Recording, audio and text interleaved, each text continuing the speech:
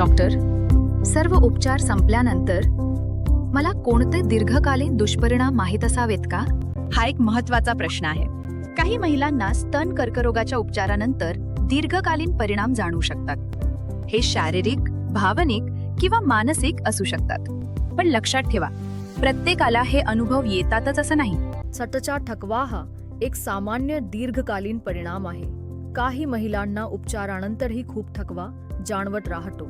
याचा दैनंदिन कामांवर परिणाम होऊ शकतो, परंतु विश्रांती आणि व्यायामाने त्यात सुधारणा होते. लसिका ग्रंथी काढल्यामुळे हाताला बधिरता किंवा सूज येऊ शकते. हे लसिका संस्थेवर परिणाम झाल्यामुळे होते.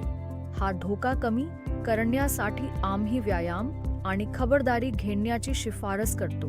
काही केमोथेरपी औषधे त्यांच्या अंडाशयांवर परिणाम होऊ शकतो.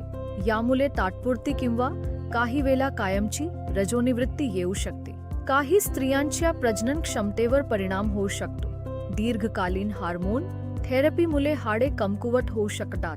आम्ही हाडांच्या आरोग्यावर लक्ष ठेवू शकतो आणि कॅल्शियम, व्हिटॅमिन डी किंवा इतर उपचारांची शिफारस करू शकतो. काही केमोथेरपी औषधामुळे भविष्यातील हृदयाचा धोका वाढू शकतो.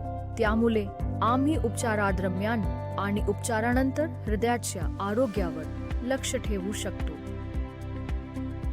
चला तपासूया. काही महिलांना स्मरणशक्ती किंवा मनःस्थितीत बदल जाणवतात, ज्याला केमो ब्रेन म्हणतात. चिंता किंवा उदासी यांसारखे भावनिक बदल देखील होऊ शकतात. कर्करोगावरील उपचारानंतर हे पूर्णपणे नैसर्गिक आहे.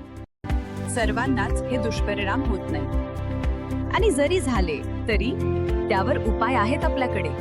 नियमित तपासण्या केल्याने उशिरा येणारे दुष्परिणाम लवकर ओळखता येतात. संतुलित आहार पुनर्प्राप्तीस मदत करतो.